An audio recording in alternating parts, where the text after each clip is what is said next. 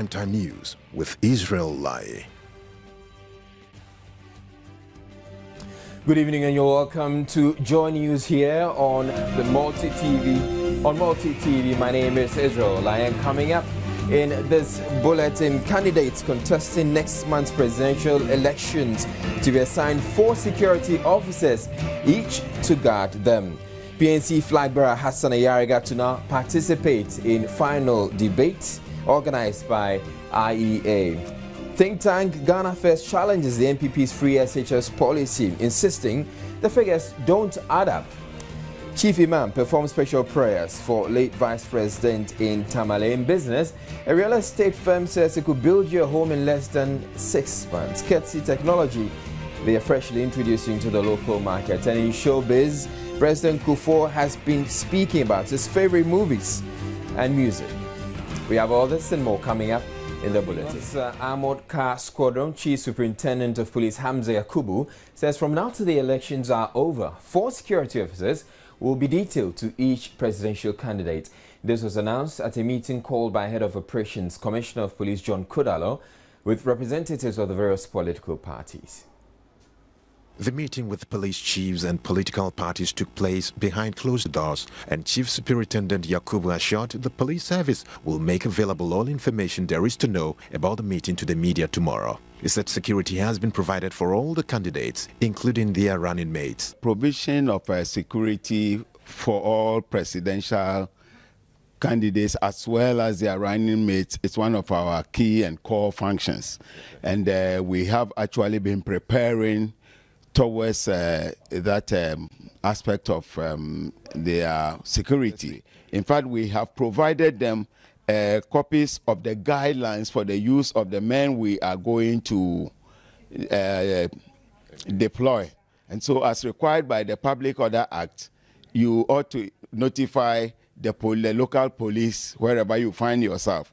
And instructions have been given by the police administration that any such information reaching any commander, it is incumbent upon the commander to provide adequate security for that presidential candidate during his political tour.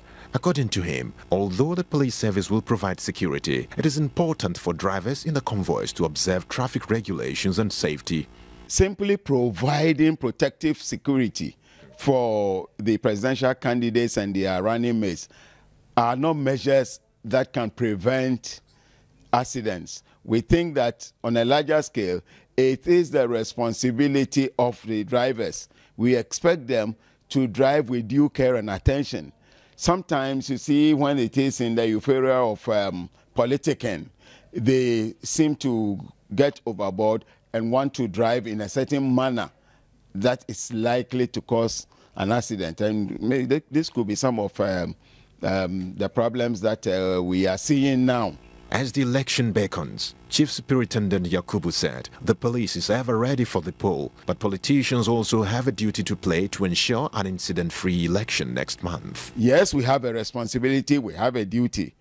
But then the politicians themselves, we have identified as one of the core issues are the use of macho men to cause mayhem, to intimidate people, to coerce people into all sorts of doing things that are not right. Who puts them there?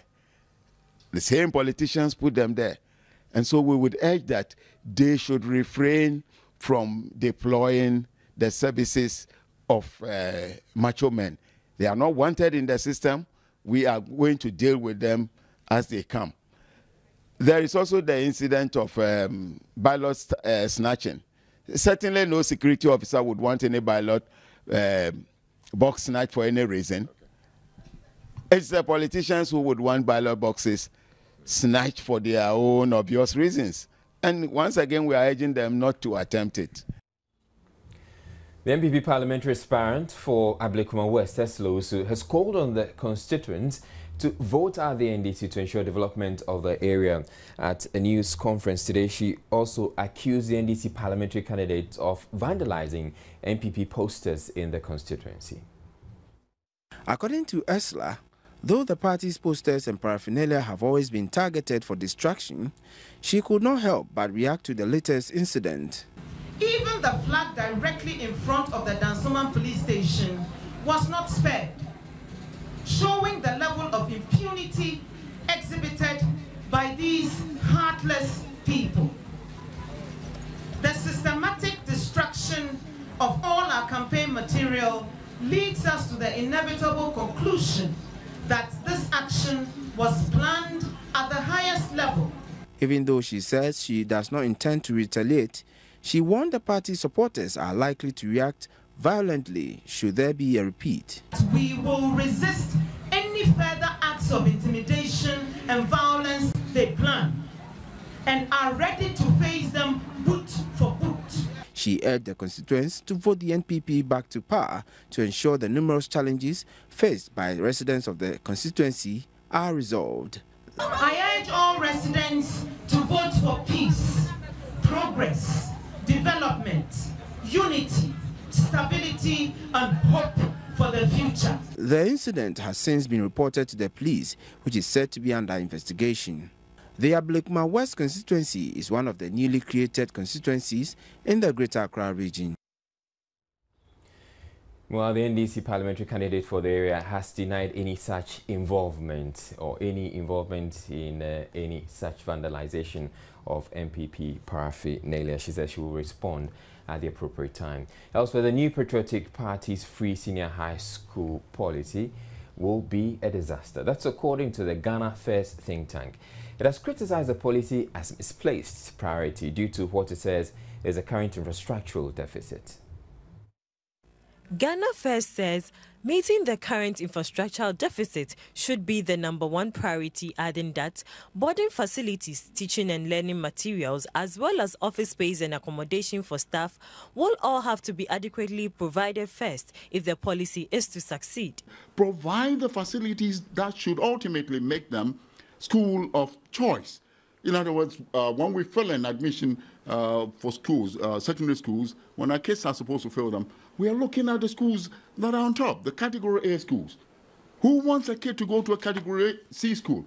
So we're saying that let's try and then improve not just access, but quality education so that for all schools, most of the schools in Ghana, we should be getting closer to the Category A.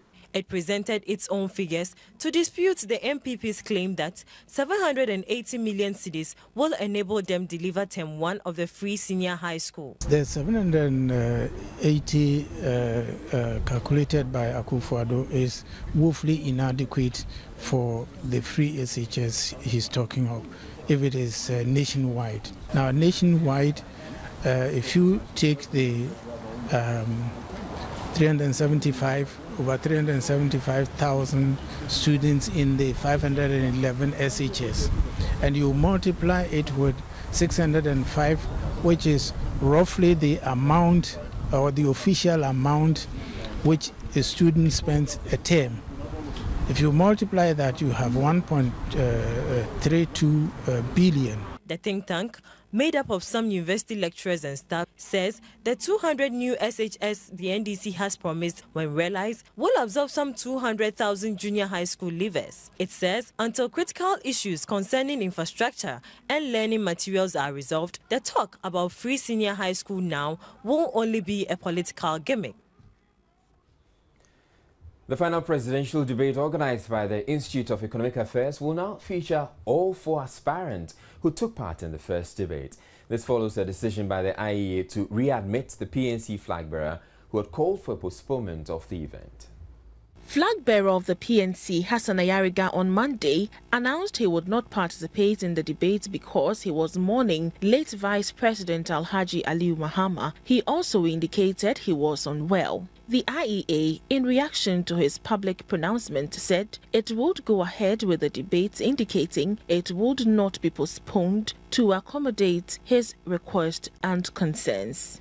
In an interview with Joy News, research fellow with the governance unit of IEA, Ransford Jampo, said the institute has also taken issue with some comments by the PNC flag bearer it felt were disparaging to the platform. We heard it in the news that one of them has gone public to say that he wasn't going to be part of the debate, and he had indeed gone out of his way to question the legitimacy and credibility of the institute and the platform by actually bastardized the platform that had been given to him. And so we also had to issue a statement that, well, if he wasn't really interested in making use of the platform being given, we were prepared to nevertheless go on to organize a debate for the three parliamentary parties. Mr. Jampo would not say why the IEA has had a change of heart and decided to readmit the PNC flag bearer. He, however, says the institute is looking forward to having all 4 candidates who took part in the first debate. We are hearing that he's rescinded his decision and he wants to be part. And, well, in relation to that, we have had extensive discussions with the national chairman of his party, and I think based on the discussion, we are arranging things to have him on board. Let's all take note of this fact that the IEA never excluded him from the debate. He decided to just, go out. I mean, we wouldn't close our doors to him. The IEA postponed the second and final of its presidential debate to November 21 to allow the 5 days of national mourning instituted by government for the late vice president. The Hunter West District of the Western Region, as residents of Ejumako and Impatase are threatening to take the law into their own hands by sharing among themselves the unplanted portion of land belonging to the Ghana Rubber Estates Limited. This, they say, is to facilitate the development of the community since GREL is refusing to issue out the said land to them.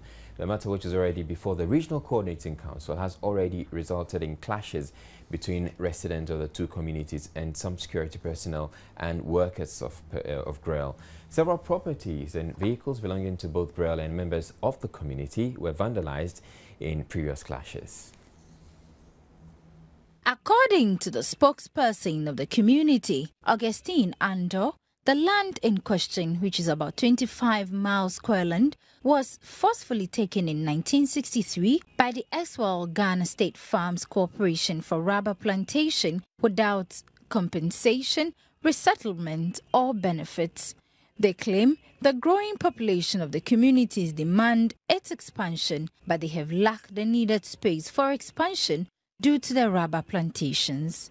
They therefore requested for about half a mile square of the unplanted portion of land for the expansion of the community, as well as the construction of some basic amenities, including a cemetery. Again, they are requesting for employment to be given the youth. They further claim that their legitimate demand has created misunderstanding between GREL and the communities, with soldiers being dispatched to brutalize them whilst vandalizing their properties, with the company already replanting on the piece of land in contention. They are therefore demanding for the company to put a stop to the planting, as the matter is already before the Regional Coordinating Council as well as the District Assembly, though they are yet to act on the matter. They are also threatening to prevent the military presence in the community, which they claim constitutes an act of threat to their freedom, whilst calling on the community to rescind their decision not to pick workers and school children from the 2 communities. The spokesperson of the youth also alleged that some of the paramount chiefs in the area are with the company and are therefore refusing to act. They also blamed the Western Regional Minister for inaction. Members of the communities gave a 1-week ultimatum for the matter to be settled amicably, or they would take the law into their own hands. The regent of Ejumako, Nana Kofi Akase II, also appealed to authorities to come into the matter to forestall the unfortunate from happening. A group of skilled artisans, they took on government of what they describe as the neglect of the informal sector, especially skilled artisans. The group at a news conference today appealed to government to introduce some initiatives to allow them have access to funds to grow their businesses so they can also contribute to economic development. The group, which has about 300 members, feels government is not placing enough premium on skilled labor, preferring to pay more attention to mainstream education. In an interview with Joy News, some of the artisans expressed their frustration about the low level of technology penetration, which increasingly makes them lose business. If we go to the big companies, they have different types of machines they use in training people. But because we don't have money to buy these machines, we use sandpaper to teach them, and when they get the opportunity to work in such companies, they are not able to use the machines. After you have finished the learning of the work, next step, you don't know what to do because you don't have anything, you don't have any support. Even the instrument to start the workshop, you don't have it. The artisans also talked about other challenges and appealed to government to establish funding for skills training to boost their operations. The artisans, they constitute over 60% of our total labor force. They are the vast majority of the Ghanaian population. So they should establish this Artisans Empowerment Fund. Just that they have established the Youth Entrepreneurship Fund, established all manner of funds, they should establish one which should be artisans empowerment oriented. So that if any artisans want to improve on his or her business, he or she can get access to direct credit and then improve and expand and then meet the current market competition. They had some issues with the way the NYEP was being run. Like Asuntaba is the one who issues certificates to the graduates. It is not supposed to be so. The National Vocational Training Institute is supposed to be playing that role of ensuring that every child who benefits from the National Apprenticeship Training Program is tested and certified by them as a competent mastercraft person. The artisans also want a strengthening of the polytechnic, vocational and technical institutions. The group is threatening to march through some principal streets of Accra on Thursday, November 22, to register their grievances. Calm has been restored to Winneba and the Futu constituency of the Central Region a day after clashes between the NDC and NPP supporters. They were joined on the line now by the Central Regional Police Commander, Commissioner of Police Stephen Ando Kofi. Good evening to you, Commander. Now, what exactly have the police done about the situation to enable some calm to return there? Yeah, as far as the police is concerned, we had a complaint of assault by one Alex Makin. That was being assaulted by one Abe Kunyako. So after receiving the complaint, we invited Abe Kunyako. The process of investigation began. We gave Alex medical form to go to the hospital. He brought it back. And the things continue. But their followers, relatives, and so ganged up, and they wanted to have problems among themselves. The police was at the ground, fully on the ground, so there wasn't so much problem as the union reported. All right, so what exactly has been done? Is it just that you deploying men on the ground, or probably you've prevailed upon them? We are investigating that assault case, but to prevent any of their followers engaged in any street fight, we are on the ground patrolling. We have built up the security whenever they are there.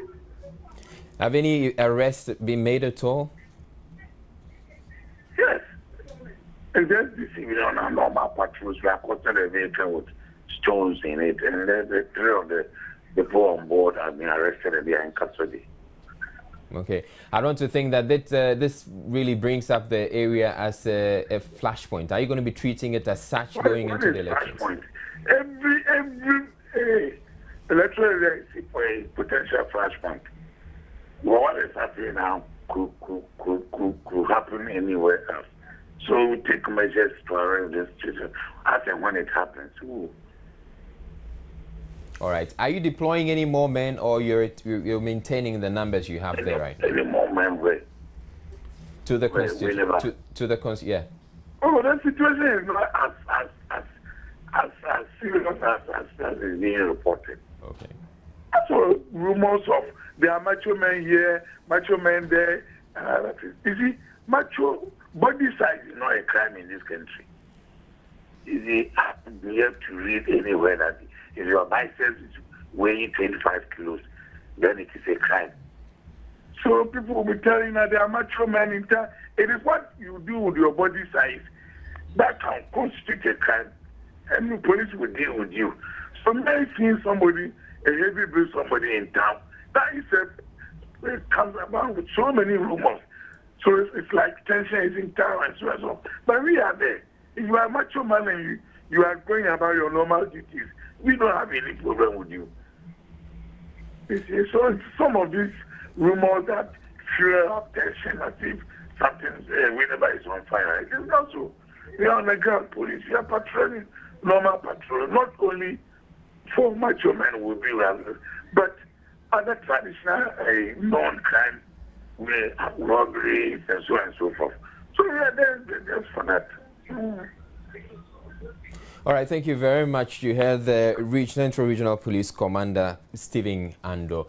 Kofi would like to leave it there. You're watching Joy News here on Multi TV. My name is Israel. We'll be back with